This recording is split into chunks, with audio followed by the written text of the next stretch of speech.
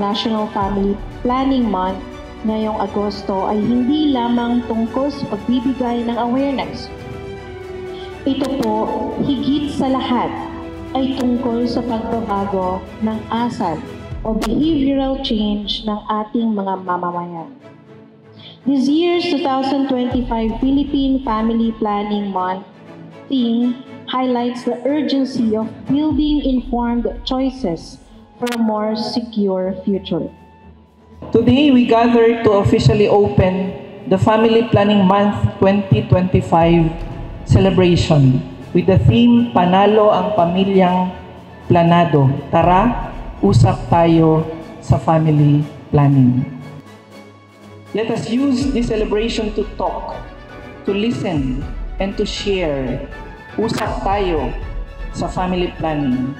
Let's break the stigma, correct the myths, and help build a culture where informed choices and responsible parenthood are honored and celebrated. Maraming salamat at mabuhay tayong lahat. Tayo ay nagtipon-tipon ngayon para formal na simulan ng ating Family Planning Month Kick-Off Activity. Sa taong ito, napakaganda po ng ating tema.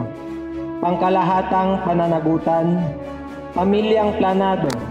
Tara, usap tayo sa family planning. Ang temang ito ay nagpapaalala sa atin na ang pagpaplano ng pamilya ay hindi lamang responsibilidad ng mag-asawa. Ito ay pananagutan ng buong komunidad.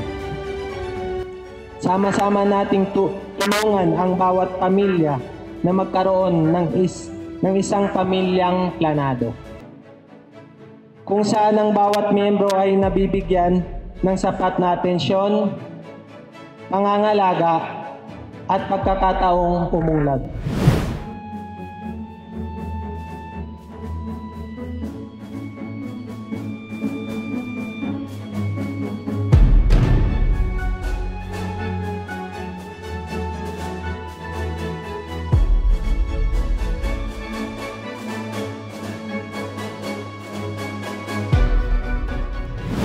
Ngayong buwan ng family planning, we invite everyone to start the conversation. Tara, usap tayo sa family planning. Ito po ay panawagan hindi lamang para pag-usapan ang bilang ng anak, kundi pati na rin ang mas malawak na usapin tungkol sa kalusugan, kinabukasan, at kaunlaran ng bawat pamilya at komunidad. Ang open and honest dialogue tungkol sa family planning ay mahalaga, lalo na sa panahong ito kung saan ang ating bansa ay dumaraan sa mahahalagang pagbabago sa populasyon.